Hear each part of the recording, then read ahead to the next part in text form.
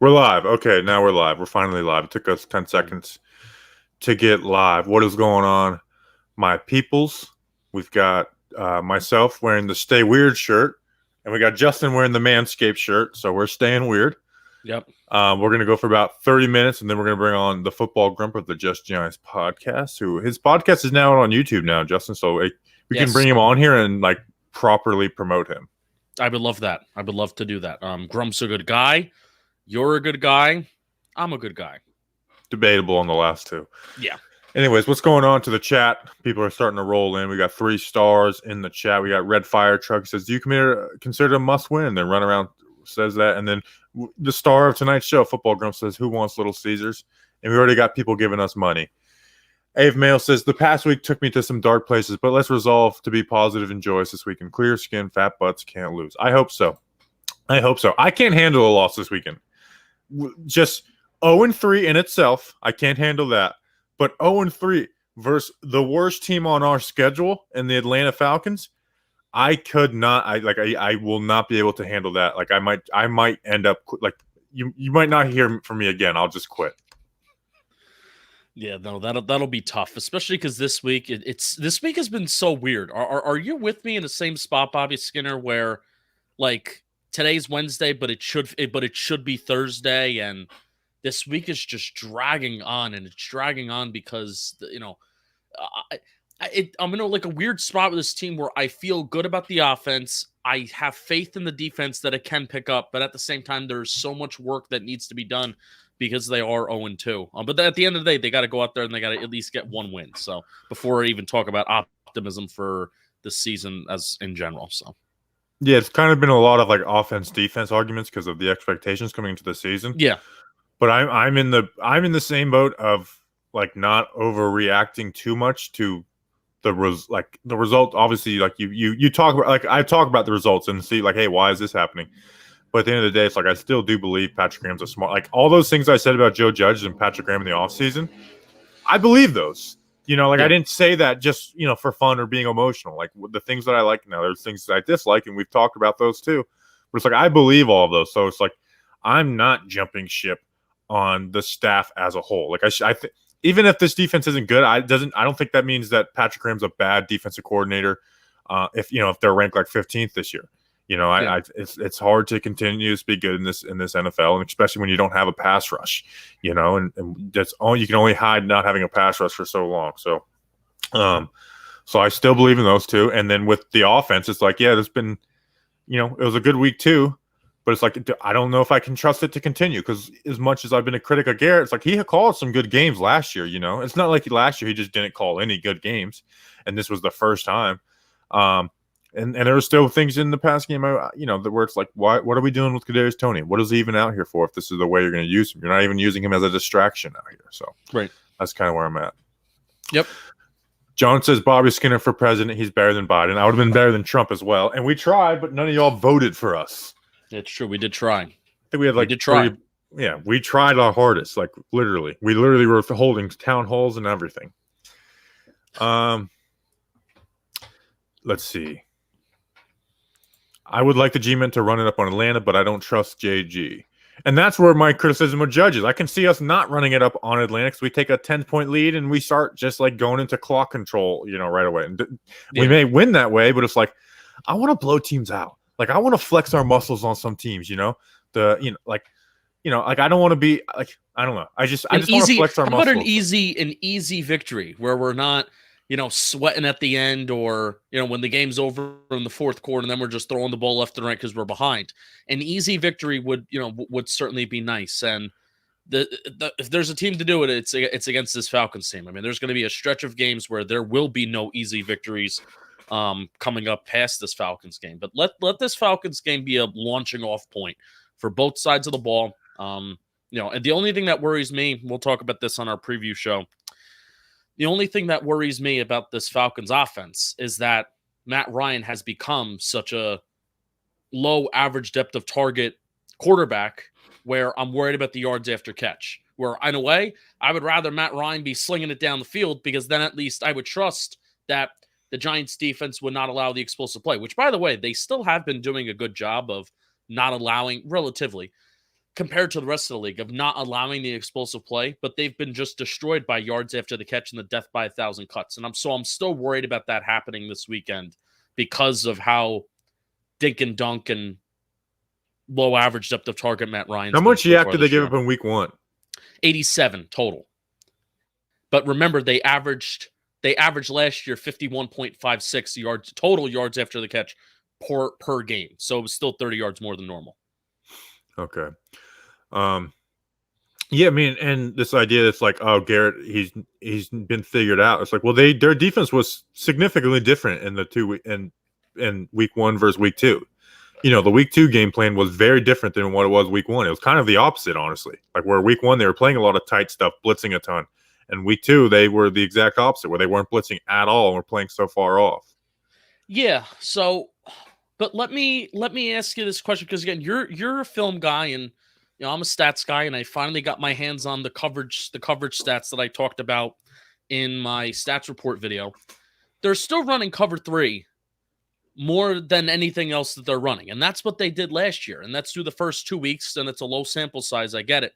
So, how is the Giants' defense in terms of what they're running different than what they were doing last year? If they're still running cover 3, and I think they're running cover 2 a little bit more, what are they doing that's different than last year? I mean, cover 3 isn't just, okay, this is cover 3. You can play cover 3 and be playing press man and be playing press coverage on the outside. That's what they weren't doing in week 2. In week 1, they were playing up and playing more of that and doing a little more 2 high and blitzing and playing man. Like, I mean, the blitz rate, they were like top 5 in the league week 1. And then last week they didn't blitz at all. Like not even a ton of like their safety blitzes when they were, they replace, they have an outside linebacker drop out, so. All right, let's get into some let's get into some questions. Are people actually saying Nate Solder had a bounce back game? Well, the reason why is that the Washington podcast page that I don't know who they are, but they clipped all of Chase Young's pass rushing reps, and then people were quote tweeting that saying, "Wow, Nate Solder looking like blah blah." He's great. That's what. If Nate Solder had that same game but on the left side, it would have been a disaster. Jones is getting better when he has his front side as bad compared to his his backside with Andrew Thomas. Yep. And he's still ruining the run game a little bit too. Let's see. Why not double Terry and have Bradbury man up the rookie?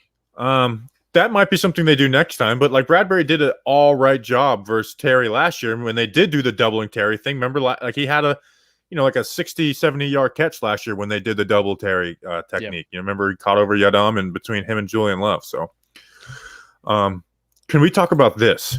Jones was rated by PFF as the QB of the week. Can we stop using PFF? Can we stop? Okay, because I guarantee if they say next week is the worst QB, we're like, PFF sucks. I'm so tired of the PFF. When they like us, they're all good. When they don't, they're bad. I hate everything about PFF. Yeah, I'm with you. There's good stats that PFF put out, but stats, not grades. The grades are not stats. And I understand, this isn't to call out anybody that quote tweets it and references it as to be positive or good or bad, but the more that you acknowledge it, and a grade is an easy thing to look at. A 90 is good, a 60 is bad, right? That's in your brain, that is easy for the mind to dissect. I get it. But the more that you give it attention, the more that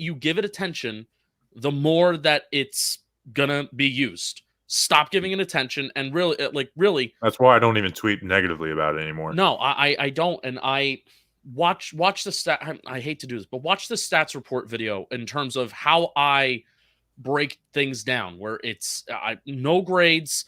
What you have to, and I'm not telling you that you have to do this because it's my job. It's actually my job to look at all the different sites, all the different metrics for me to watch the film and see if the eye test can meet the analytics. That's my job to do that. Follow me. I'll do it for you. Don't look at those fucking grades. Don't. I just watched the Kurt Warner video, and Jones did leave a lot of yards on the field. I hope Grump watched that because I asked him to watch it because I actually want to talk about that because I thought it was a really good video, depending on how you used it.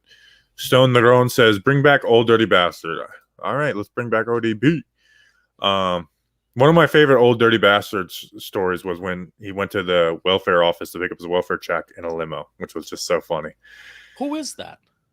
He's part of Wu-Tang Clan. No. John, Bobby Skinner must shave his head if the Giants lose to Atlanta. No, I'm not even totally against shaving my head, but I don't do those. I will do this if that. Like I'm not. If I want to shave my head, I will. All right, football. I'll shave my head. The Kurt Warner video, so good. I guess I guess you actually did do that. Yeah. See, I'm not falling into that trap. No, I will shave my head if the Giants lose to Atlanta. And I will never bet anything on the Giants winning this season again. You technically did bet something on Twitter, and you can't do it this week. I was kind of ready to stop doing that anyways because we keep on losing. That's right. It's embarrassing.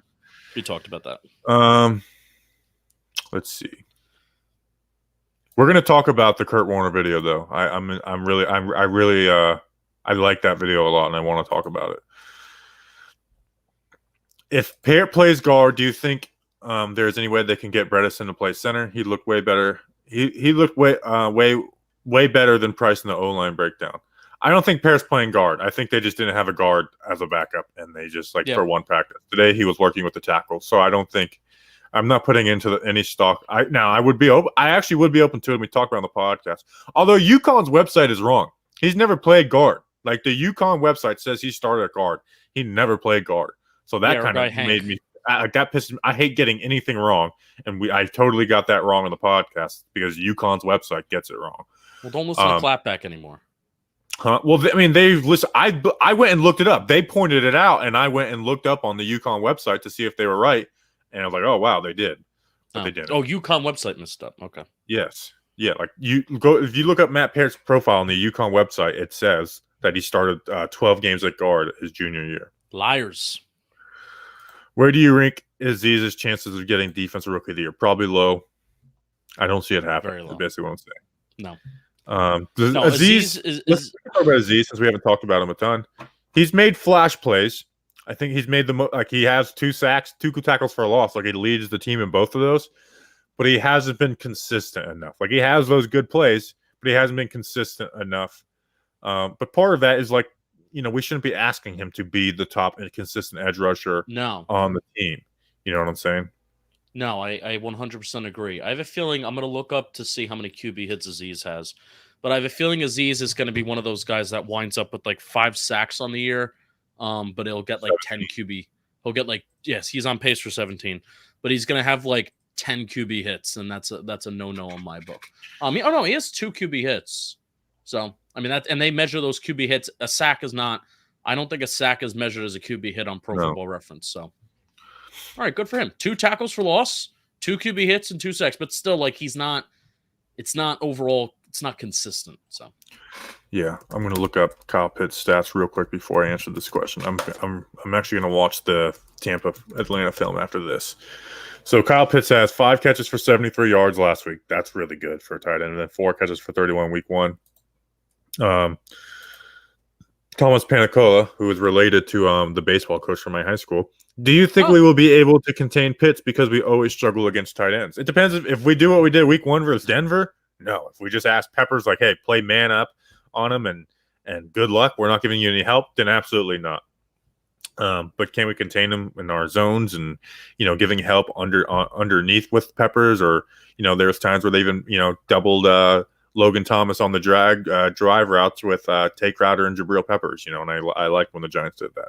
Not even because it's Logan Thomas, just I think that's a good way to cover tight ends underneath, because that drag route is and that was frustrating with me with the Peppers slander after week 1.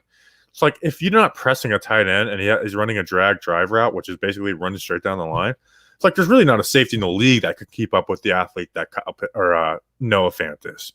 Yeah. I don't think there's any safety in the league where if they're put in that exact same situation, they win that. I just don't. Yeah. Let's see.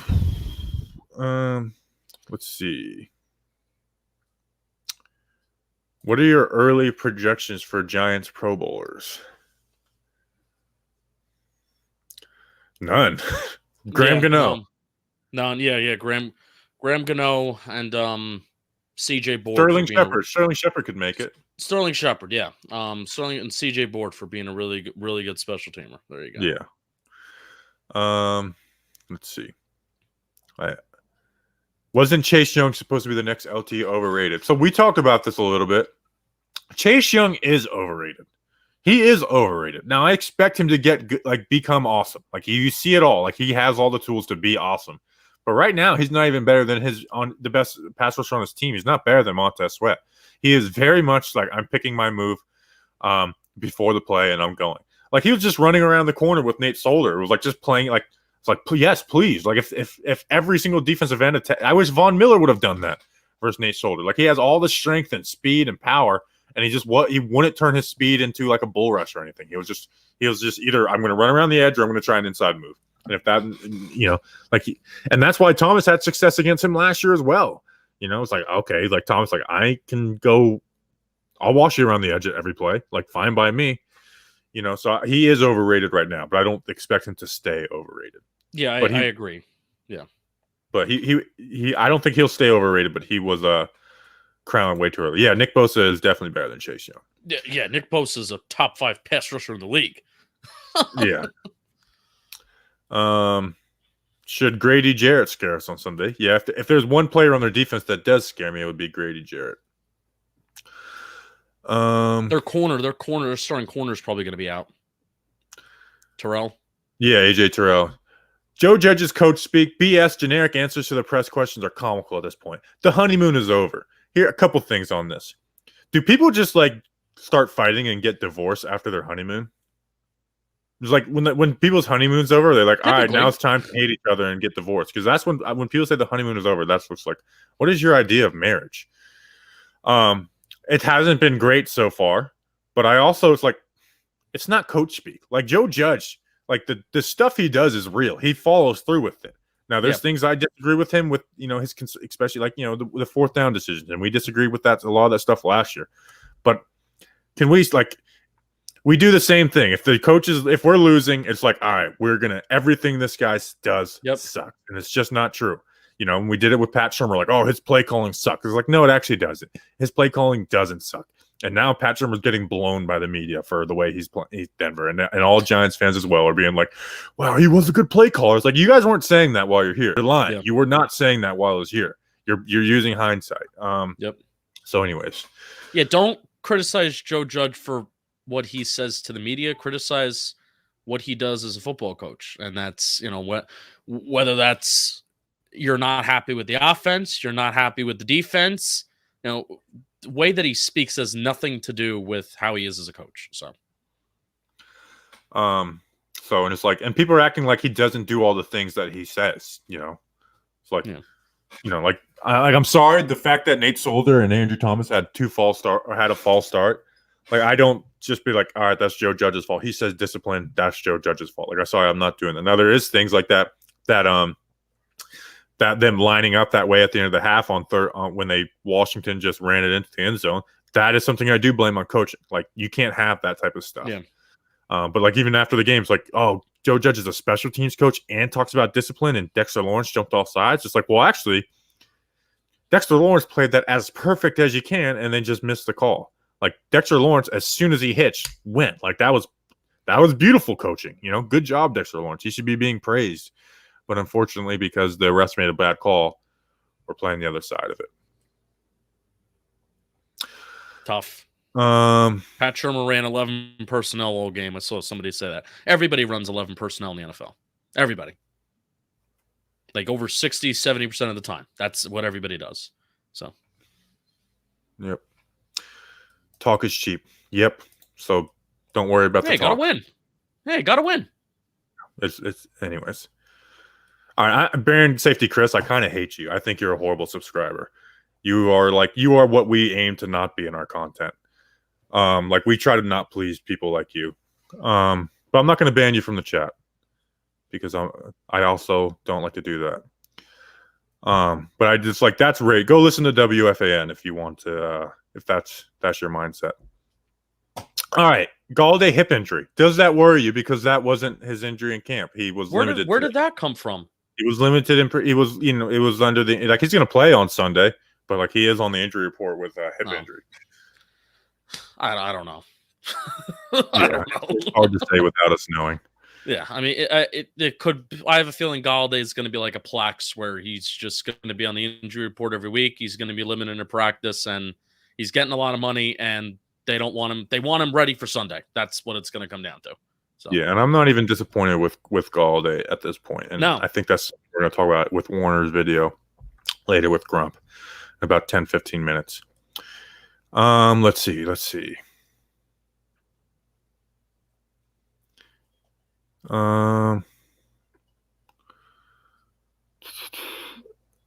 Don't mean to spam. Oh, what did Big Blue in the Bronx ask? Sorry, I must have missed your comment. Oh, here we go. Seems like a dumb idea.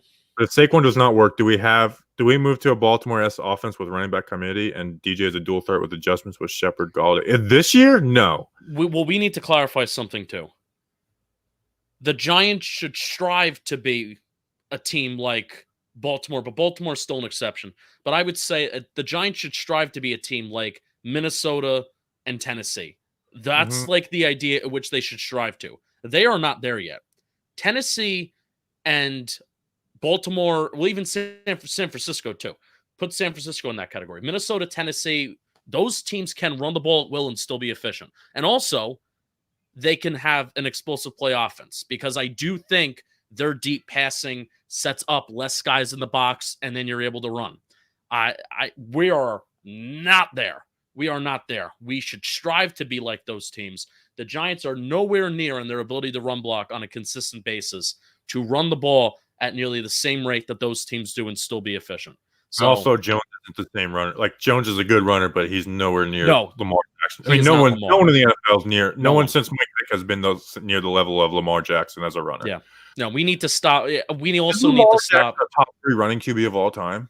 I would think so. I mean, but also he's in a system where Baltimore just flipped everything that they did the second that they drafted him.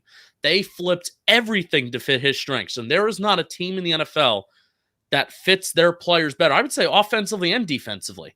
The fact that the fact that Baltimore could say goodbye to pass rushers, they could say goodbye to this person, and they have guys coming in here every single year and they're making plays. Nobody thought Oweh would be that great, but he went in there and he made a play that gave Baltimore one of their biggest regular season wins in a long time. So we're not there. We are not there yet. And Daniel Jones is not the same athlete that Lamar Jackson is. Giants Twitter has got to stop with that. Let's see. What do we got?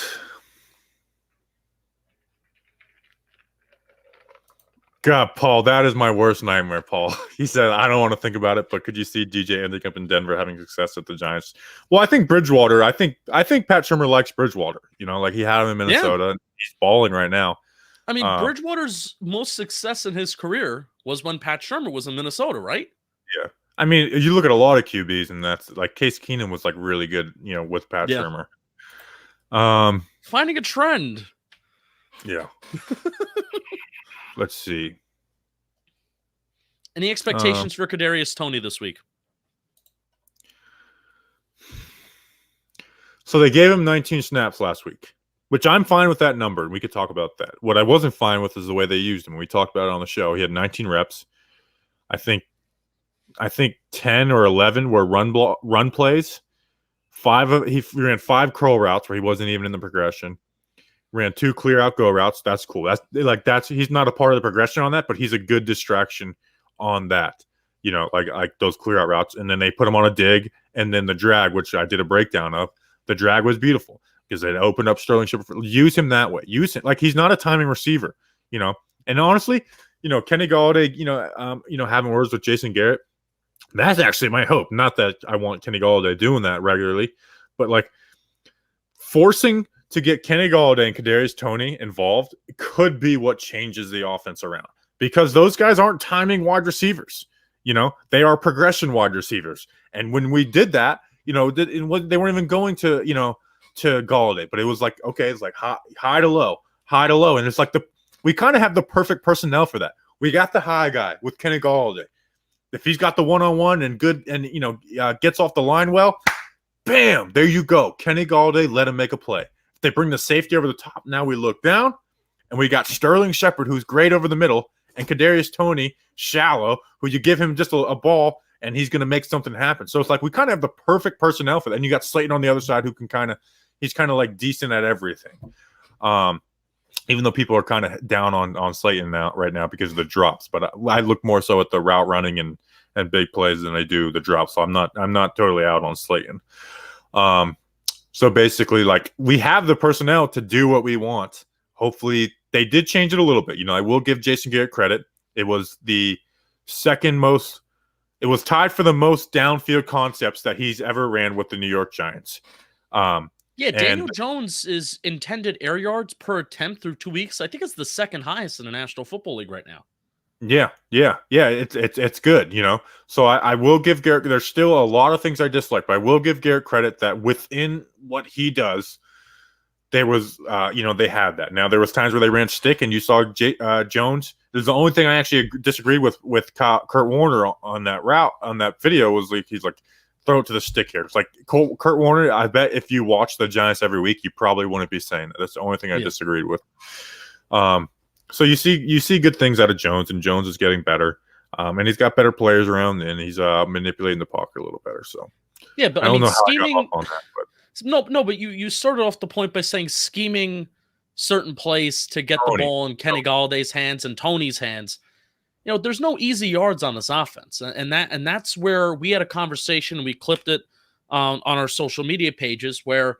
You're saying, well, how sustainable is Daniel Jones being so great and having, a CPOE of nearly 10 and, doing so much better than what he's quote unquote expected to do? Is that sustainable?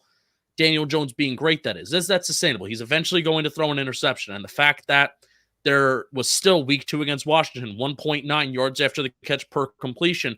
How is it sustainable that there is no just easy plays, easy yards on this offense? Well, the way that you can have easy yards and easy plays on this offense is when you let Kenny Galladay go to work and maybe contested catch situations.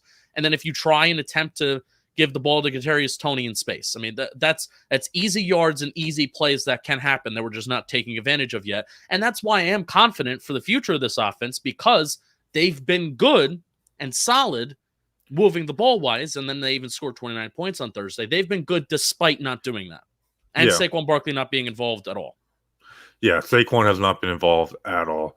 Like, if I just watched that last game in a vacuum, I'd be like, okay, good, decent stuff from Garrett. Nothing game-changing, but decent stuff. But my issue is I haven't watched it in a vacuum. And I saw him call good games last year and then revert to the same old stuff in week 1. Week 1 was pretty terrible the way it was called. But it's like, and Jones had, there was that Shep could have had like 30 yards of yak on one play, and Jones threw the ball behind him. He had the slide and make the catch, and it was a completion, but it could have been a lot bigger of a play. So Jones has the areas where he can get better too, which we'll talk about with Grump a little bit. So here's my problem with that though. Like, I get it. My problem with that is that Jones shouldn't have been put in that situation on 3rd and long to begin with. I'm not talking about 3rd and 7 to Shep. There's a different play. I thought you were talking about the 3rd and 7. Okay. No, there's a different play where, like, it was a completion, and it was like, kind of like a spacing concept a little bit, and Shep had like all types of day. It was a good play by Jason Garrett. Okay. And Shep, it was thrown behind him. Shep slides and catches it and isn't able to get the yak. So gotcha. Should I play Galladay in fantasy this week? I'm going to ask you this question, and I'm going to ask you. I picked up Daniel Jones this week because I didn't have a backup QB. I don't draft a backup QB. Why was he available? Should I play Daniel Jones over Aaron Rodgers this week? Who's Aaron Rodgers playing? Let me see. That's tough. That's tough. I don't know. They play the 49ers. You know what? Screw it. Yes. I think I'm going to, and I probably shouldn't. I probably should just start Aaron Rodgers every single week. It's the reason I don't draft a backup QB. It's because I'm just going to start my QB every single week. So I always try and get one of the top 5 QBs. So it's like I'm never going to have to worry about. I'm just going to start this guy every week. Yeah. Like if I wasn't a Giants fan, I wouldn't have picked up Daniel Jones. We'll probably have like 3 rushing touchdowns down at the goal line or something. So I'm actually. You know what? I spent $3 on him too, so I'm probably gonna get rid of that. Let's see. Let Danny dime. Oh, we should put some links to the shirts in the. Yeah, let's get. We just made some good shirts. Gotta Yeah, let I this forgot kid to put it on dime. the YouTube community page. Let Danny dime. All right. If you want to buy the Let Danny dime shirt, I also say let Danny run. Danny Scoots. Danny Scoots. All right. Let me Skirt, look up skirt. Just Giants. All right. So we're gonna bring in Grump here in a second. Let's catch up on the chat. Do you guys ship to the UK? Yes, we do. Yes, we do. At this point, the division is still up for grabs, but the Giants are gonna have a tough road to winning. Okay, so before this will be the last question we ask before we bring Grump on. Eagles, I'm not worried about. Washington, I'm not even worried about. It's the Cowboys' defense is not a total train wreck this year, and Dak looks good. So I think the Cowboys should. And it's what I said before season. Like I was never really worried about. I mean, you respect them, but I was never worried about Washington. My only worry in the division this year was the Cowboys, and it's looking like that's our biggest. Cowboys look good. We have to beat them if we want to win the division. We have to beat the Cowboys both time in the head-to-head. Yep. Or we have to win one game first. Yeah. Or we could just break Dak Prescott's ankle. That's the only other way. That's the only other way.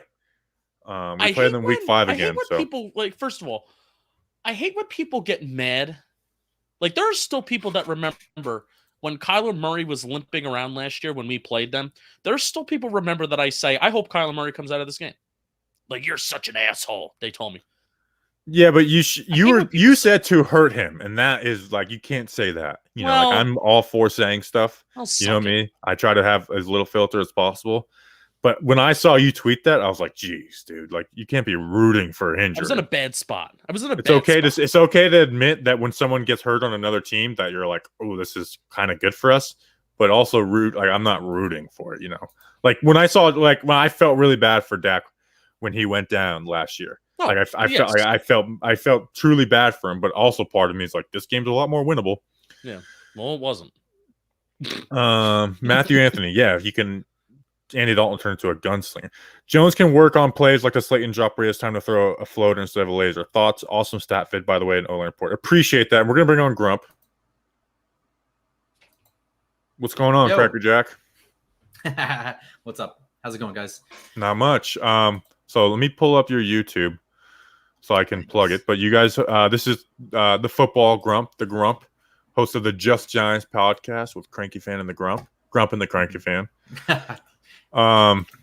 What's going on, dude? How you feeling? I'm good.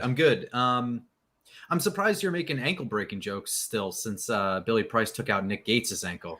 Dude, did you watch that on the film? Yes. It was disgusting. It was disgusting watching that. It's gross. But I also kind of enjoy watching like gross, shitty injuries like that. Yeah, I watched it one time and I was like, I can't watch this anymore. I literally will block, like, because I had to watch that play a lot because I used it a couple times on the O-line report and I literally like held my hand over the screen. I was like, I don't want to see that.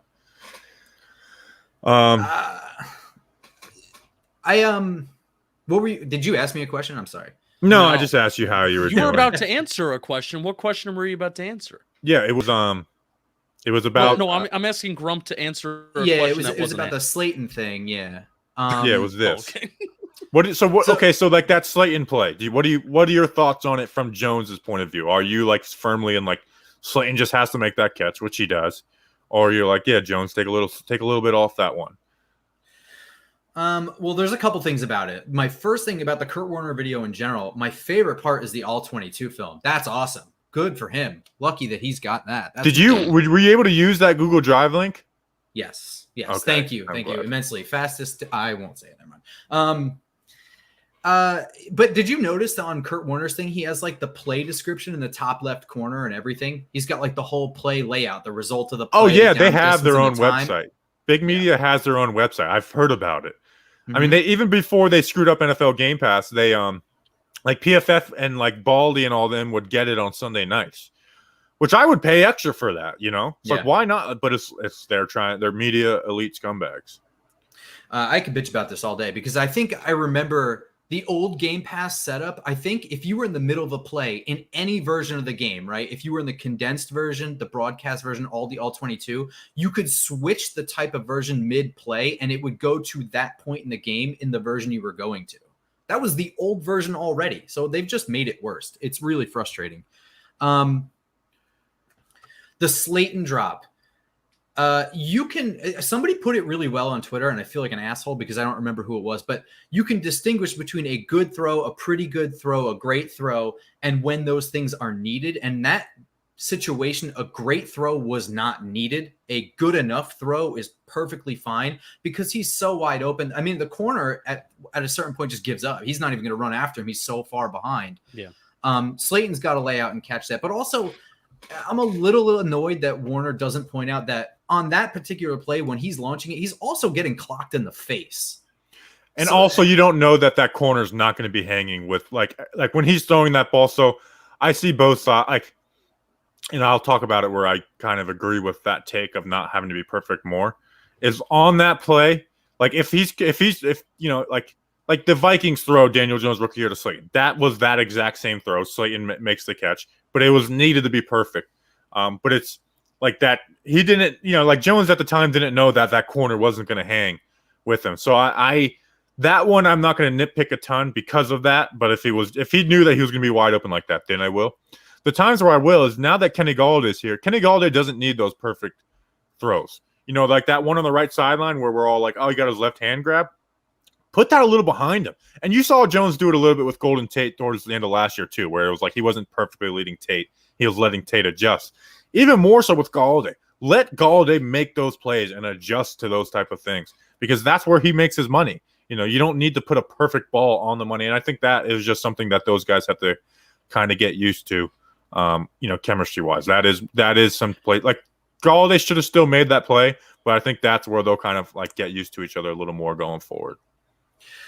I think a lot of it, I like the video a lot, actually, because Kurt Warner points out that it's not just play design. Like there's execution problems as well. So yeah, I am all for bitching about a lot of the Garrett play design, but not so much in that game. And the game that he chose to break down happened to be a Thursday night game. I guess that's all he ever does for that program. I mean, it makes sense. It's like, all right, like it's Thursday. Yeah. It's out early, so I can get it out next week, you know, because he did one with Washington too. I didn't watch it.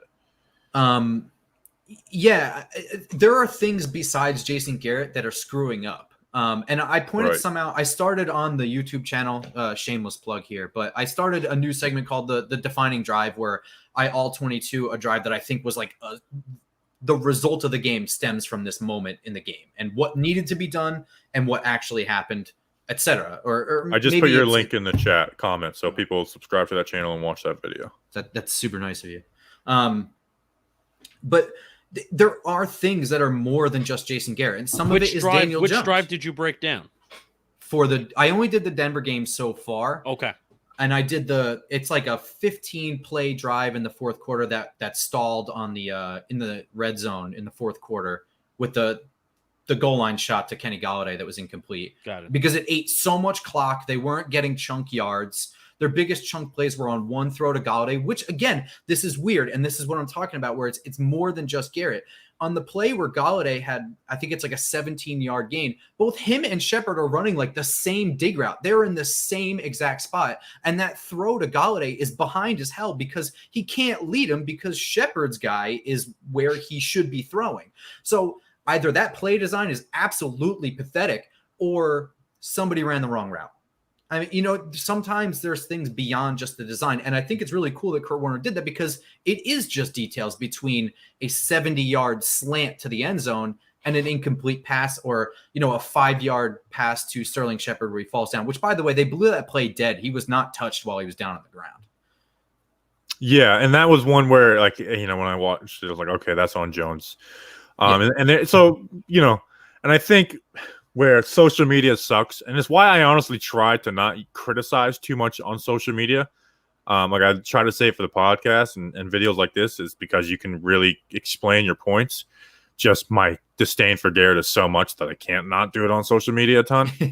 You know, like I have complaints about Graham, but I like Patrick Graham still, even though it hasn't been good this first 2 weeks. So I'm not going to go off on social media about that. but I think the root cause of a lot of the issues are Garrett. Like I think there's players are going to mess up and make mistakes. Jones is going to make mistakes. Receivers are going to make mistakes. Linemen are going to make mistakes, and running backs are going to make mistakes. But I feel like play callers can make mistakes, but I feel like the mistake is the philosophy. You know what I'm saying? Where if you're like, an Eagles fan, it's like, oh, the mistake is Jalen Hurts' like accuracy. Can we get that better? You know what I'm like? There's limitations. So, and that's where I am. So I like if that game in a vacuum from Garrett, I don't think was bad. There's stuff that I don't like in it where it's like, if you kind of really go and look at it, the one touchdown pass of the game for Daniel Jones was an audible from all curls. So. We want Daniel Jones to audible and stuff, but it's like, what I don't want is I don't want us running all curls. And I don't want Kadarius Tony to be in for 9 passing plays and 5 of them to be running curls where he's not in the progression, So there's still there's still too much of me that hates what I saw to be like, okay, but there was some good stuff. Because there was good stuff in this past game. Yeah, I mean, I certainly think so. But one of the things that, like, it's really difficult to do as Giants fans because we're seeing some carryover from last year. We came in with some optimism and some hope as we retained a lot of guys. We retained Patrick Graham. I mean, right at that was our guy that we were most worried would leave. And, you bring in new guys like a Dory Jackson. So you come in there with all this optimism. It's hard to remember. You have to take a step back. There's not a whole lot of adjustment you can do from Sunday to Thursday, week 1 to week 2. I mean, I'm not shocked that the defense was still absolutely pathetic and overly soft week 1 to week 2 because it's a period of like 3 days. I mean, they don't even really have time to work on anything in the film room and make adjustments in that short of a turnaround. I honestly love Thursday night football. I think it's a cool way to start the weekend. A weekend of a lot of people watch, college all day on Saturday, and then you've got all day on Sunday too. It's a really cool way to kick it off. But it should really wait until like week 7 after the first round of bye weeks, and it should only be awarded to people coming off a bye, because it's just unfair. And quite frankly, you get sloppy product. I mean, you as a consumer are watching a shitty game most of the time. Yeah. Which I'm surprised they don't do that because, like, I remember when Thursday Night Football first started, and that was when the NFL was starting to take health more. I mean, I do understand why, but it's like, remember, that was when they were starting to talk about concussions more and serious. Like, but you guys playing 2 NFL games in 5 days. That's insane. Doing it twice in 8 days is too much, and you guys, like, it's insane that they do that. But I guess, like you said, the money is what makes it go around. And I also, like, remember the defense last year, like, it took a little bit of time before it kind of caught its groove too. And offenses are always going to be ahead of defenses to start every NFL season. Every single season, it's like, oh my God, look at this offense. And then by the end of the year, it's like, okay, we kind of have found out ways to stop it. You get one team that stopped, like the Seahawks. Like, Patrick Graham kind of exposed a little bit in the Seahawks the way he played them. And you saw teams kind of copy what they did, and the Seahawks were kind of, they were still a good team, but they weren't the great unstoppable offense they were in the beginning of the season. So I think this is a good question for Grump. Donnie Kaba. What's up, y'all? Surprised Solder didn't look too bad. I'm liking the O-line. Is there a chance our defense doesn't improve? I feel like that's the biggest factor for us winning in games. So we kind of just talked about the defense, so we'll save that. What do you think of Solder? Because it's like, you got some people saying, like, bounce back game for Solder. Like, He played better than he played against Denver. That doesn't necessarily mean good. Yeah, he did do that. I will give him that credit. But I'll say this, and you said it yourself. So what do you think of Montez Sweat in a vacuum? Just as a pass rusher, forget the team he's on, forget who's playing opposite, everything. I think he is the best pass rusher on that team. And I think he's got long arms that lead to good bull rushes. But I wish he would do more. Like, he can. I wish he would do more. And I'd say the exact why. Actually, I don't wish he'd do more because he plays for Washington. But just as a fan of football, it's like, man, you could do so much more than what you're doing. Like, you have all the ability. Like, do some. Like, it seems like him and Chase Young kind of are just like one-trick ponies that are super athletic and strong. So it works and they're good. But I do think Chase Young is a little overrated, and I'll say Montez Sweat is a little underrated because Chase Young is on his team. I think Montez Sweat is a good pass rusher. I think he is a good starting caliber pass rusher. I think he's He's good. I think he's somebody you got to scheme against, but he's not somebody you got to alter your entire offense for. And I would say that Chase Young right now, today, is not as good as him. And we've already talked about this. So Von Miller, on the other hand, who may be coming off of an injury and may be older, is a very, very, very smart player. And I think is actually a more difficult matchup for Nate Solder. So I'm not totally shocked that he played better, but still not good. That's my overall take. I mean, there's a lot of plays I broke down on that drive, actually, for the defining drive for Denver, where Solder doesn't get a hand on Von Miller, but he's so good at just scraping over the top and avoiding the block altogether and going right into the gap. He's reading the play. It doesn't even give Solder a chance half the time. He's just a very good player. If I was a defensive line coach, I would say never try and get around I would say unless you just win flat out off of the snap, I would not try and go around the corner on Solder. Like that just played right in the Solder's hand. Rush him. Bull rush him and start out, go side in, because that's how you embarrass Nate Solder. You wash around the corner. Now that if he was the left tackle, yeah, I would go around the corner because you can get around the corner and it's Jones's blind side. But when he's the play side, it's like that's why that's why last year before Solder opted out, people were like, well, putting Solder at right tackle is not going to fix him. But you know what it does fix? What Daniel Jones can see in front of him. So another good question from Donai. Another one. What's up with Jabrill? I noticed they're limiting his play time. I like the idea of him returning punts and kicks, but what's going to happen when John Ross gets back? Do you think they'll utilize him for often? They didn't limit him this past week. Week 1 they did, but this past week they played him, and I thought he did all right. He didn't make any playmaking play. Like he did all right as a blitzer. There was no plays in coverage where you're like, wow, he stood out. But I'm also like, this fan base loves to kind of get off of Jabrill Peppers. Like Jabrill Peppers has 1, 2 not great games, and I'm not even saying bad games. Like the Denver game wasn't great, but it wasn't like, I'm sorry, and we said about earlier, you put any safety and put them in that position in man coverage versus fan on drag routes, and you're just on an island and playing off.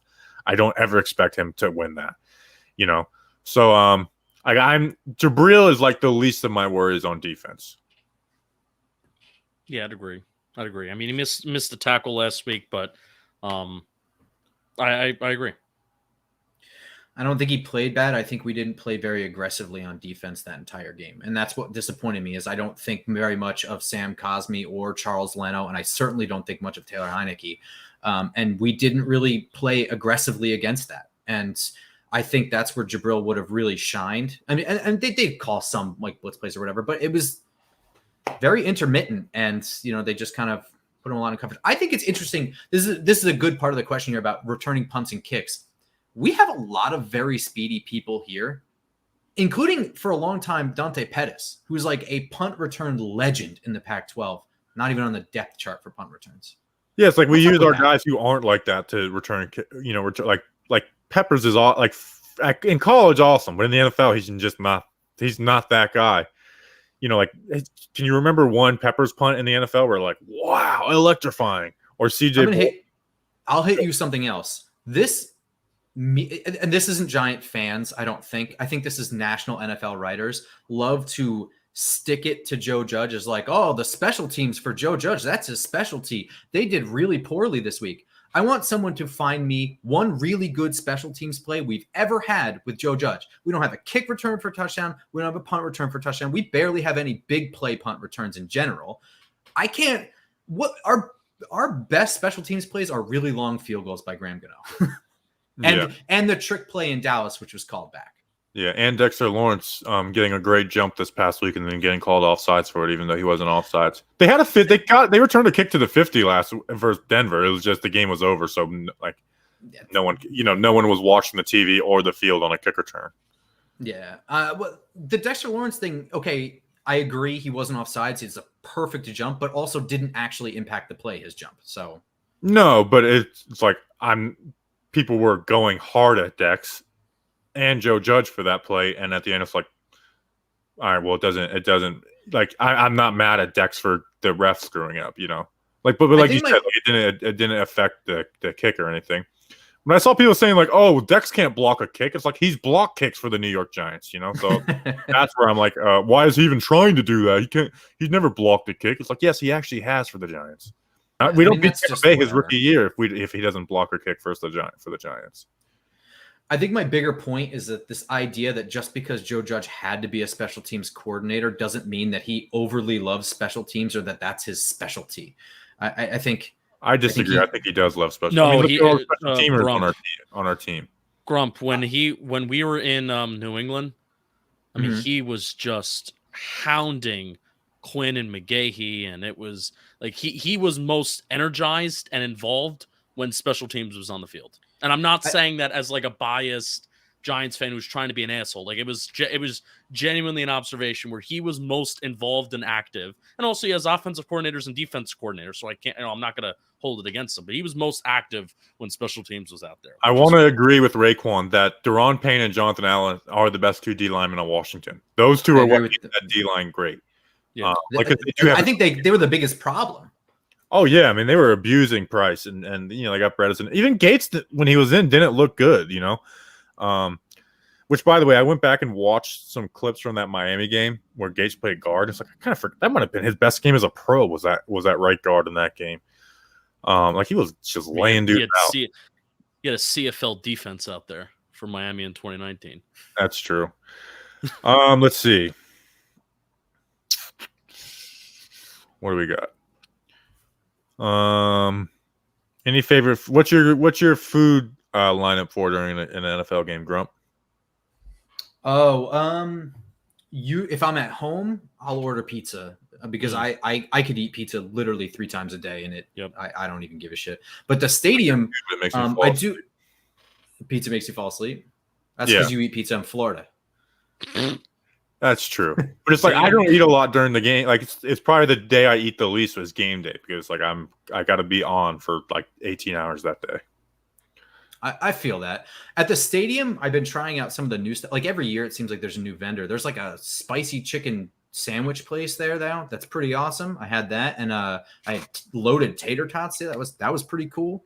I'm into that. What's that? My normal. It's actually, if you go straight in from where your tailgate was, where Snacks' tailgate is, that weird entrance, there's like a field or something, like a fake little field outside and like a big screen. And there's like a little, it's actually right by the Giants store, right? It's on the 50-yard line. Is it? I guess. Yeah, I don't know. I don't normally go in that entrance. Yeah. Mm-hmm. But yeah, it's down there. Okay, cool. Hit us with some questions. What is your biggest worry going forward? Whether it's a position group, a coach, singular player, what is like your worry going forward, Grump? Oh God. I think my biggest worry is like already in motion right now. My biggest like looking. Well, no, I mean I understood the pass rush. I thought we would be able to scheme around that a little bit, just enough to fudge it.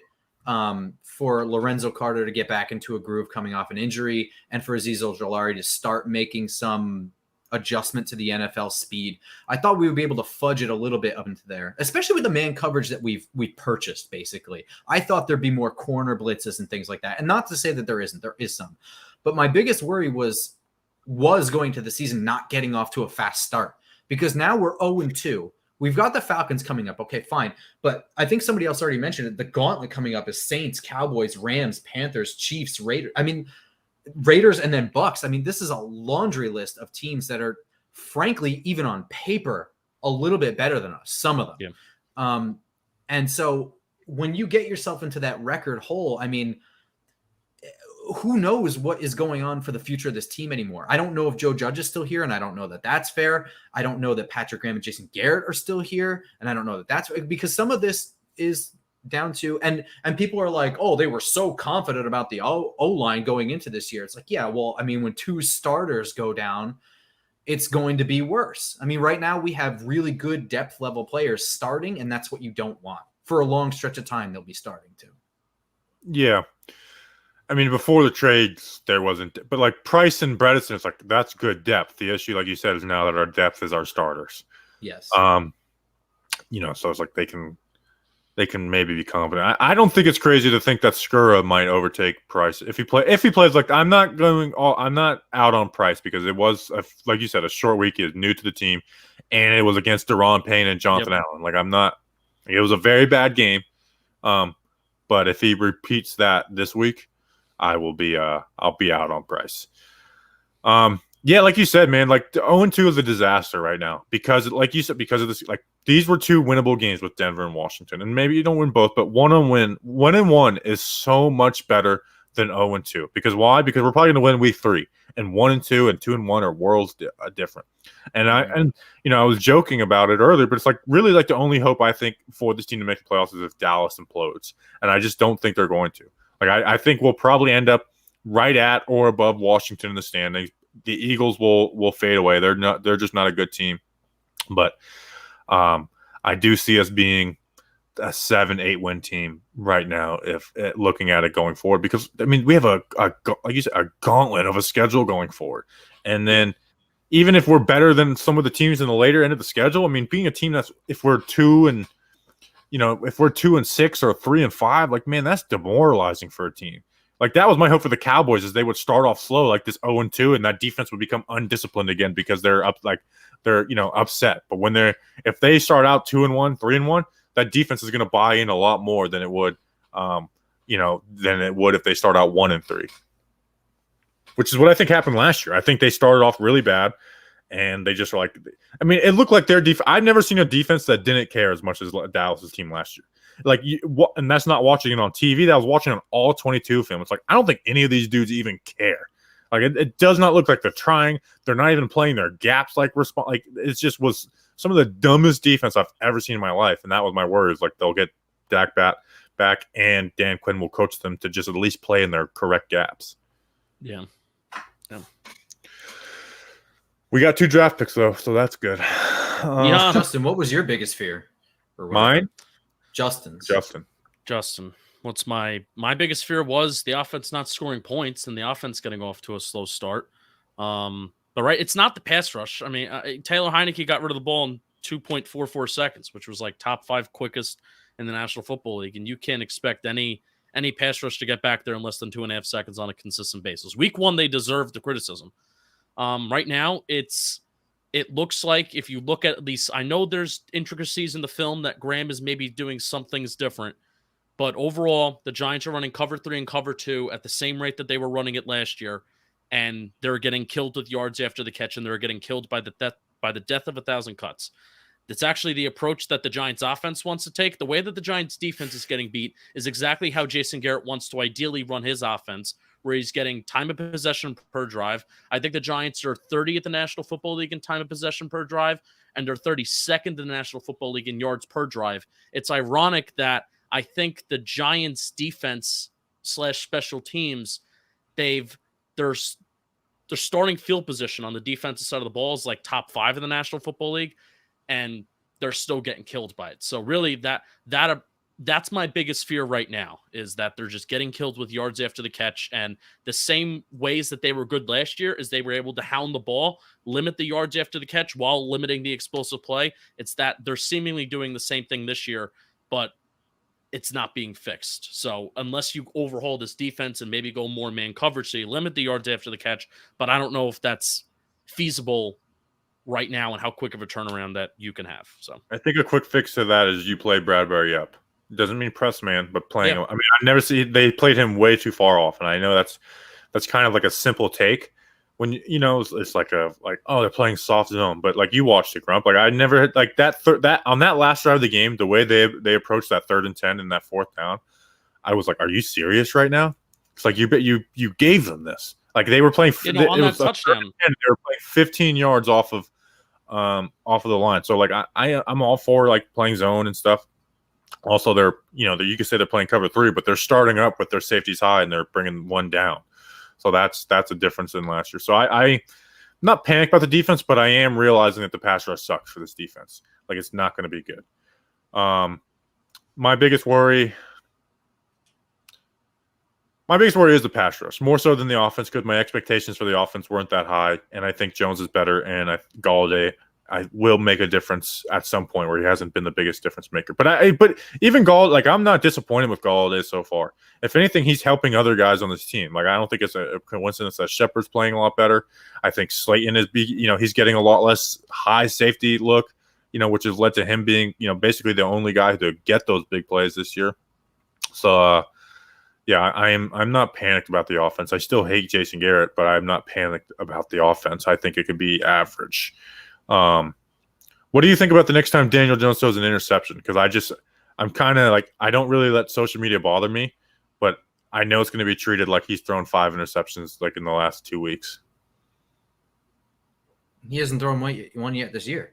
He hasn't thrown one since Tampa last year, besides the one that went off Evan Ingham's hands. Think about that. That's crazy that there has been a throw that got interceptions where we're like, damn you, Daniel Jones, since Tampa last year, which were the 2 worst interceptions of his entire career were in that game. Well, I mean, I think I went a little nuts on Sunday. This game affected me for several days. I was not really active on Twitter for like the whole friggin' weekend until Sunday. And I kind of was getting frustrated. A lot of my frustration was being poured out into other teams' games.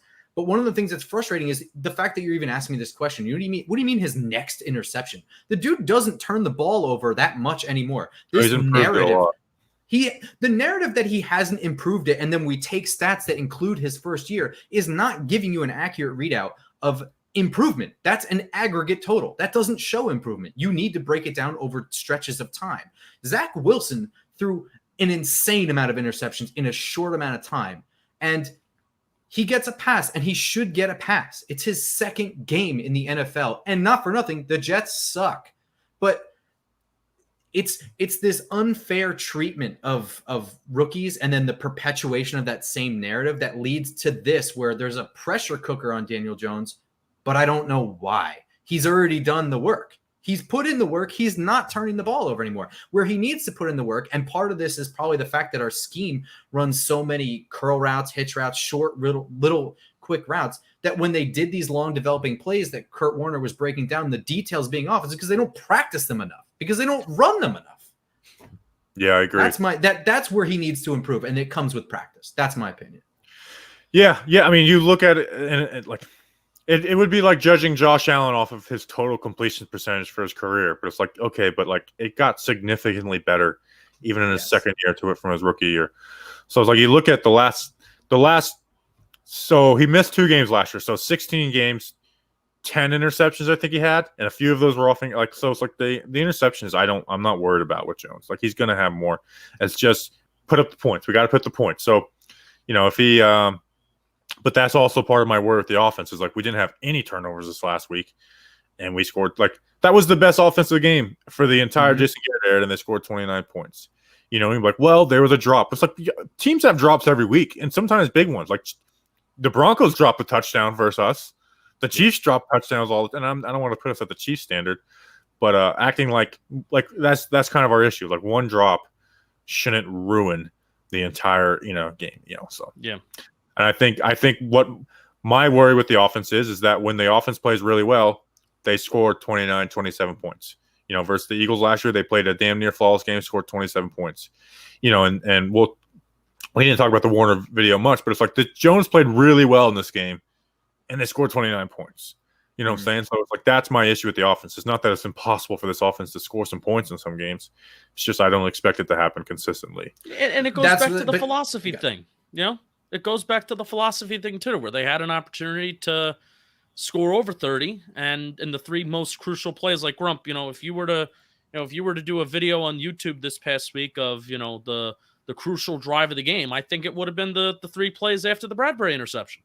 You nailed it. Yep, it is. You're choosing to get 3 points instead of putting an additional 4 up on the board. And that goes back to the philosophy thing, and that goes back to it's not on Jones. They put Daniel Jones in that 3rd and long situation. So if you want to maybe critique how that ball was behind Shepard, and maybe he should have got yards after the catch and dived forward for that first down on a 3rd and 7, Jones should have never been put in that 3rd and 7 situation to begin with by running the ball, especially under center on those first 2 downs. But if he does complete that, we're not talking about like that. Well, I still do blame Jones for. But again, that's coaching, not putting a quarterback in a good situation where that's the control that they have on the game.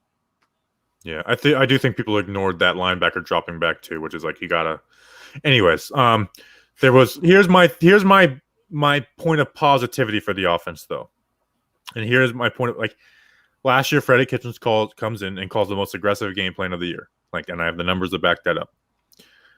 Garrett follows it up by calling his most aggressive game of the year versus Baltimore the following week. And Dallas was pretty aggressive too, week 17.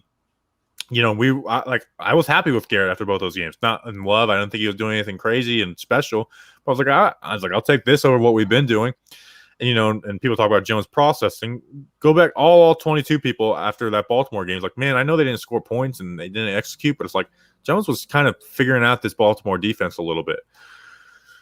They start off week 1 and they go back to the same old stuff. Like, honestly, maybe one of Garrett's worst called games was week 1. It was probably bottom 5 for Garrett was week 1. Week 2 is tied for the most aggressive game plan called, with the downfield concepts. My point of positivity and hope is that it's hitting this coaching staff from Joe Judge to Jason Garrett to J.R. Suplinski right in the face and saying, look, no more excuses. The sacks are better. We cannot use the O-line as an excuse. We cannot use our wide receiver ability as an excuse. And this is year 3 of the QB you drafted 6 overall. And if you didn't want him, you shouldn't have taken the job, or you should have drafted Justin Fields. So there really is no excuses to not do that. So that's my point of positivity, that this pass game kind of hit them in the face. And they're like, let this kid play. He's gonna, and if he makes some mistakes, don't freaking get scared away and go back to your old stuff. Bravo. That's what I would say is, that short turnaround from week 1 to week 2, I'm giving the defense a pass on. Jason Garrett's getting a plus for me because it's a totally different game. I mean, that offense, it could have been a different. If you told me that those games were like week 8 and week 9 and they had fired their offensive coordinator and promoted Freddie Kitchens, I would have believed you. It looks like a different coach took over. And if they continue that, and they have to look at the results from that game. Washington is a good defense, even if they're overrated a little bit. They have to look at the results and be like, there it is. That's what we were trying to do. I mean, how could you not? Yeah. So that's my hope. And then, but my negativity is like, man, there was games where we said this last year, and then the following week it went back to it. So that would be, so there is hope.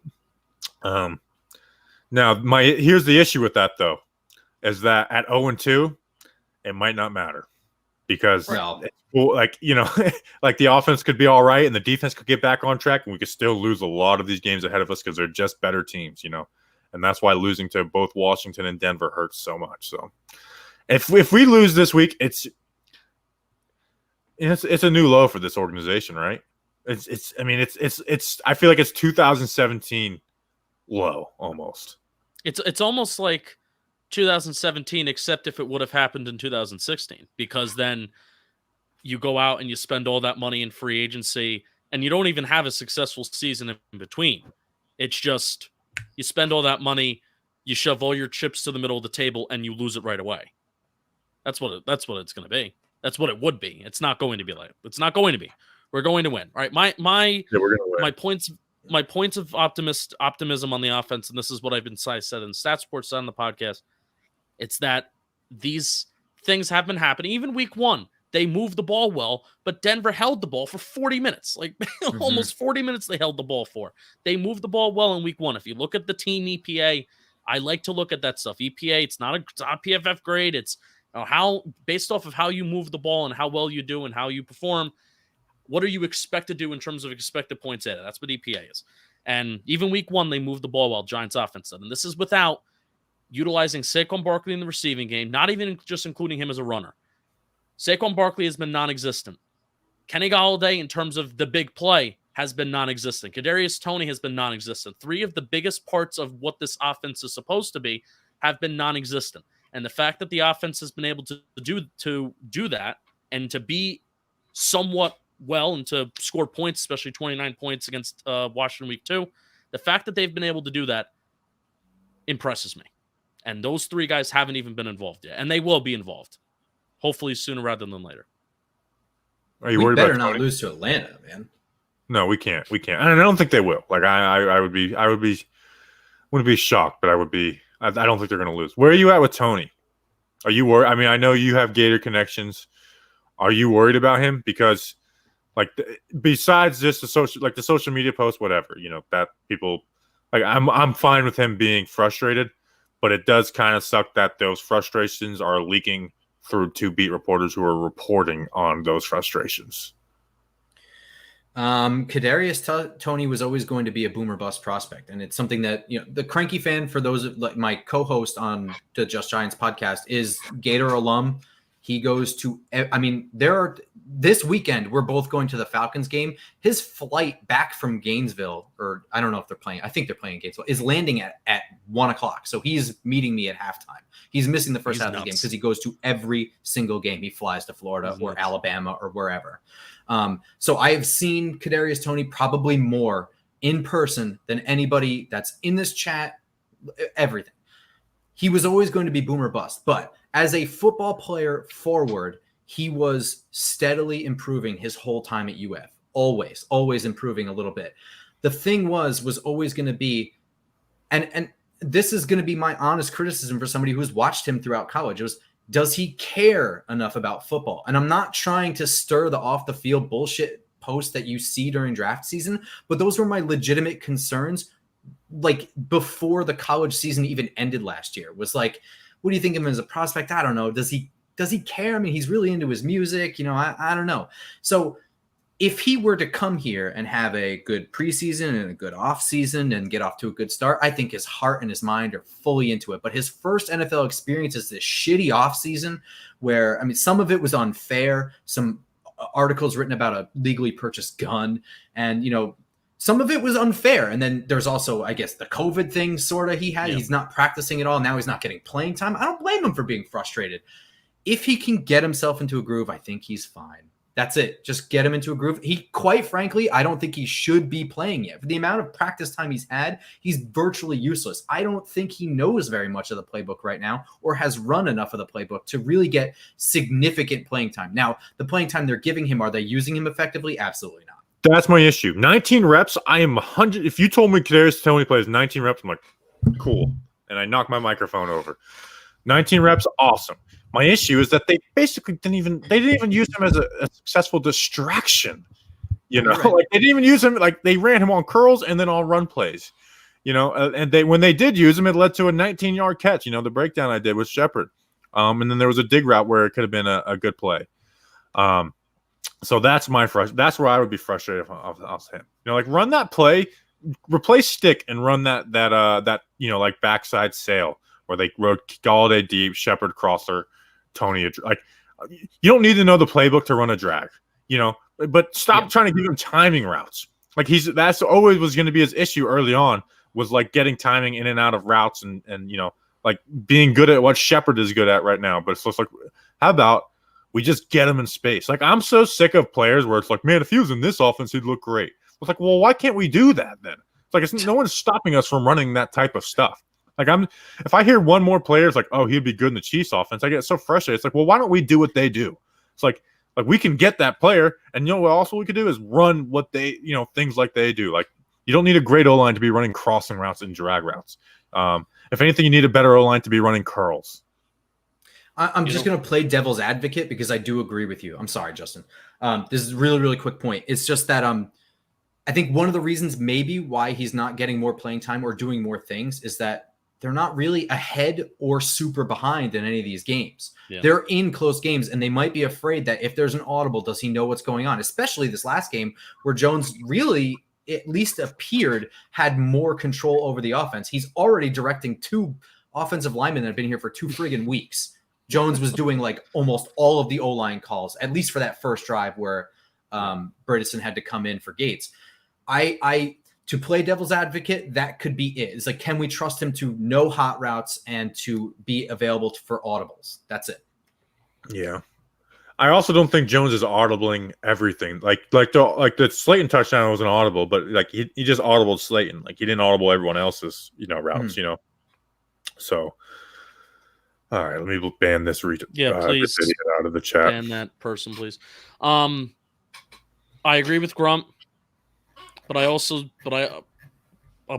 agree with, you don't need an extensive knowledge of the playbook to use motion at the snap and bubble screens. Now the challenge is that when Kadarius Tony's in the game, you can't make it entirely obvious that you're going to throw the ball to him or that he's going to get the ball in some way, shape, form, or fashion. Like it was very obvious following the 40-yard play against Denver. Well, here comes Kadarius Tony. Well, he's in motion. Well, you just snap the ball. He's going to get the ball here. So you can't make it entirely obvious, but at the same time, this is why when you don't utilize pre-snap motion and you can't get a clue as to what a defense is running, a large majority of the time they're running cover one because that's what defenses run against us, which I'm going to be very curious to see if the Giants offense has 1 or 2 more weeks of the same type of performance that they gave in week 2, where, they had a total of 5 plays over 20 plus yards. I believe it was 3 passes and then 2 runs. One of the runs should have been an extra touchdown. But if they continue to produce explosive plays at the rate that they are right now, our team's going to start running more too high because so much of it is cover one, and so much of what we did last week was taking advantage of that single high look, and Sterling Shepard's open in the middle of the field, or there's a single high safety that's shadowing over to like a trips right, and then Darius Slayton's open for a touchdown. He has a one-on-one on the outside. So I'm curious to see if defenses are going to actually start to respect the deep ball a little bit more. It'd be a shame if we had to adjust, We got this guy back. The crackhead Bobby, what the hell's up? We went through with this dude. We're too big to be crackheads. Have you ever smoked crack, Grump? I have not smoked crack that I know of. I mean, who knows what's been in what my whole life, That's true. I saw somebody wait. Before I saw somebody said there's no question. Synagogue of Steak said there's no question who has the best hair. I have there was a time, man. There was a time where I had good hair that would rival. I'll tweet that out. There was a time when Jason Garrett was looked at as a good offensive mind. Those times have come and gone, my friend. That's true. Please, sports radio. I listened to the Michael Kay show last year and then a little bit this year too. I don't know if their opinions have changed, but Michael Kay called Jason Garrett a brilliant offensive mind last year. And this was in the late part of last year. And then Craig Carton and who was his partner? Evan Roberts. They just had a debate. Roberts saying Jason Garrett was bad, and then Craig Carton saying that it's the offensive line's fault. So he didn't watch the first 2 games of the season. What was my point? I didn't know. This is the first time that I'm learning that you have a bald head. Partially bald head. Oh, because I always wear hats? I was going to say I saw you on Sunday. This is the first. Well, no, you were wearing a hat. Yeah, I guess I was, yeah. This first time I'm learning of this. Well, now you're also learning I used to have longer hair than Bobby. That's true. If you want to see more of Grump's head, click the link I just put in the comments for his YouTube channel. What the fuck did you put the Luigi hat thing up? Oh, no. I think I still might have that. Hold on, let me see if I can find it. I don't know if I do. Was that the first time you ever appeared on this channel with that Luigi hat on?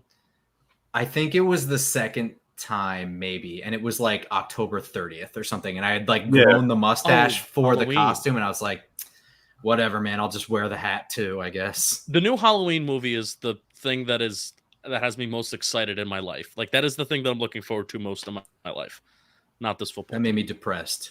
I forgot to put the Talking Giants line logo back up. Or we could do Simple Man Radio. We're talking about crack, so that could be a Simple Man Radio. Yeah. I think people know where we're at right now. So we ask a lot of people this. Who is your favorite Tony? You have to look at the screen. Oh, good. You got Tony Montana, Tony the Tiger, which is my fantasy football team, Tony Stewart, he killed a guy, Tony Soprano killed multiple guys, and Tony Hawk hasn't killed anyone Actually, 3 of these 5 have killed people, and Tigers kill people, so Tony's a killer on the field. Oh, for me, it's Tony Hawk. No question. Yeah, good Tony dude. Hawk. I mean, Tony Hawk was he made skateboarding. Well, him and Rodney Mullen. See, I don't really know much about Rodney Mullen. I just know Tony Hawk. That's because you don't have a nose ring. Come on, man. You got to get there. Yeah, you were not bad character guys like you and Kadarius Tony with the nose rings. He said, all right. See you later, boy. Let's see. Do anything else we want to hit on before we roll? Please win. Atlanta sucks. Even their punter sucks. Well, punter. They just signed Dustin Colquitt. Oh, they did sign him. Shit. All right. Well, I know. I have the Tampa Bay game downloaded. I'm going to watch it tomorrow morning. He had 2 terrible punts in that game. Yeah, I heard, and they signed a punter. So I wish that would have not happened quite yet. Yeah. Dexter Lawrence and Leonard Williams. Leonard Williams probably isn't lining up over the center much, but Dexter Lawrence needs to destroy Matt Hennessy. That needs to happen. Like on multiple occasions. We are better than them at basically every position besides maybe wide receiver. I'm interested to see what they're doing with. They're better. Yeah, tight end. But like most head up at, like I'm interested to see what they're doing with Patterson. I know they're using him at running back. I'm excited to see how they're doing that. I keep on thinking I'm getting ghost flashbacks of Roddy White. I'm like, he's wearing 84 and he's got dreads. So I'm like, Roddy White, is that you? That's true. Let's see. Where do you guys get your game from? Basically, there's a guy on Twitter. I'll retweet it next time he puts it out. But it's NFL Game Pass. I'm getting close to the like. All right, we might have to stop joking about burning down the NFL HQ and just do it because it's basically this fraudulent what they're doing to us. Mm. Oh, I mean, my invoice already went through when they told us that it was I paid for it already. Late, and there's no reason for it to be late other than they're withholding it. That's favorite thing is because it's clearly available. Yeah, my favorite, and I tried to pay the guy who has it. He's like, I refuse. He's like, I don't want to get in trouble for selling it. You know, but I saw people being like, well, just get a VPN and get the international version. It's like, you want me to give them more money for their incompetence? Like, sorry, they're not getting another dollar from me. No. And I don't, and I'm a big cut your losses guy. Like, I'm never like trying to get my money back. Like even if I buy something that's broken, it's like, all right, well, that was $10, you know? Like, I think I might have a warranty on my PlayStation 4 and it broke. And it's like, I don't play it enough. I'm not going to go back and get it. But it's like, I will demand the NFL give me my money back if they don't have all 22 film. Just because of the principle of it, not even because I care about the $100. It should be prorated. Give me a refund based on how many games I missed out on. I mean, as it is, I got the all 22. First 2 weeks are super important. Like week 1 is your week 1, and then the team's first win are your 2 biggest points of growth. And we don't. And we, luckily, maybe we'll have it for our first win, week 7. But week 1 we didn't have it. Yes, week 7. We went 0-5 last year. That was so brutal. And what was so even more brutal, we went 0-5, and then we played on Thursday Night Football and we lost. So we didn't even get a full 7 days to enjoy a victory. Boom. It got struck by lightning, Victor Perez. Can that be fixed? Probably. It's probably a fuse. Only in Florida. Wait, did it the machine itself did, or like lightning struck and a surge hit it? Yeah, surge. Would be crazy if it actually hit my. I don't know, man. Lightning that close. I saw it literally happen right outside my window, and it. I mean, you could almost feel the electricity. Like I have the surge protector for my TV and computer and stuff, and it like popped out of it. Like you saw like a flash pop out of it. Shit. All right. So we'll see you guys. Content. I'm thinking about maybe doing a video on the opposing team, but it's just so hard to do, and it's like trying to figure out like I have an issue where it's like I can't make a quick video. It's like my videos take like 6-7 hours to put together, and it's like in the preview ones, I know they're not going to get a ton. You started this whole thing with making only quick videos. What do you mean? You started your social media breakdowns where you had to make them less than 2 minutes and 20 seconds. Yeah, but I don't want to put those on YouTube. Oh. Yeah. So I could do those for like social media, but like putting them on YouTube. Which, okay, here's a question. This is on air, like strategizing. My Kadarius Tony 2 minute 20-second breakdown. My Caden Smith breakdown. Should I be also putting those on YouTube, or do you think that's too many videos on one channel? I wonder how could we utilize YouTube Shorts? How long are YouTube Shorts? I don't even know what a YouTube Short is. I think it's less than a minute. I think that is something that we should look into. If you do short versions of things, you can just toss them to a playlist, and people who don't want to watch them can just avoid them, and the people who only have time for short things can just go right to that playlist and open it up. Yeah.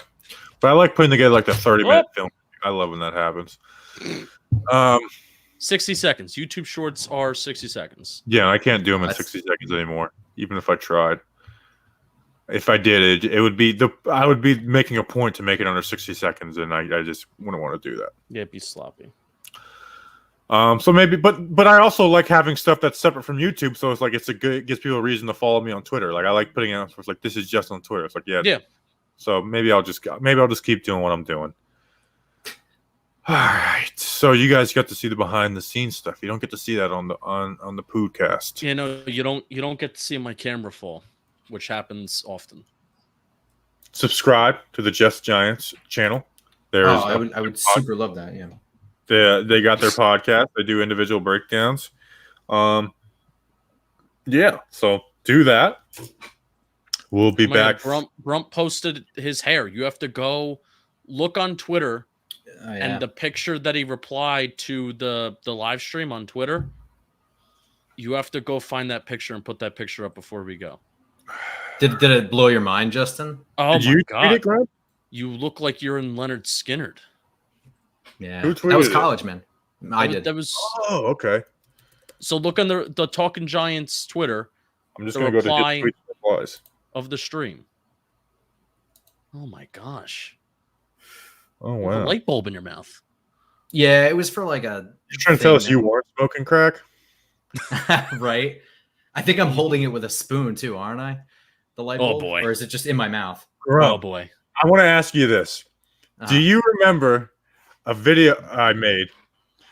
And I know Justin remembers it, but we haven't thought... And I deleted it off Twitter. No. Remember when there was like the draft to us stuff was happening?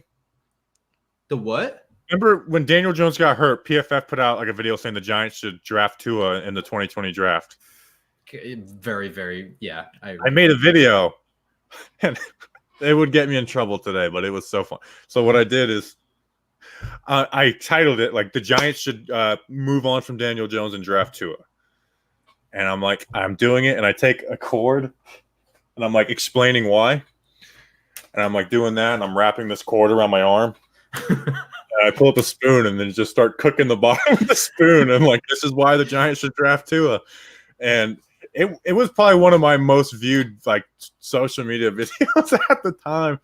And so I started, going to random people. I'm like, this dude's just sitting here cooking up a spoon.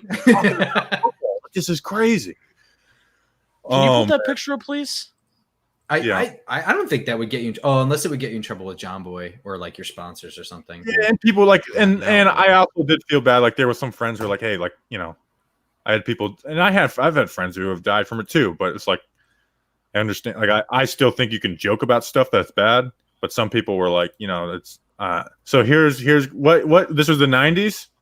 No, dude. This is college. So it was for me 2005 probably. 2006 to 2008 I was in college. I like it. You should make that your profile pic. Should I? I finally put my own face on profile pic that doesn't look anything like you. Why is it black and white? It was for an art project for somebody else. I just offered to model for. It looks like an album cover. Like that does look like a badass. You look like you're in Leonard Skinner. We should make an album cover photo next time I'm up north. We can do that. I have people that I can send the pictures to, and they can come up with something. All right, this is. Let's get it out of here before we get in trouble. I mean, the numbers dropped from like 300 to 230 as soon as we started talking about all this. That's fine. All right, we'll see you guys. People don't like hearing about heroin, so we'll put this podcast. We'll have a preview pod out Friday. Subscribe to the Just Giants channel. We'll see you guys next time. Thanks for having me on.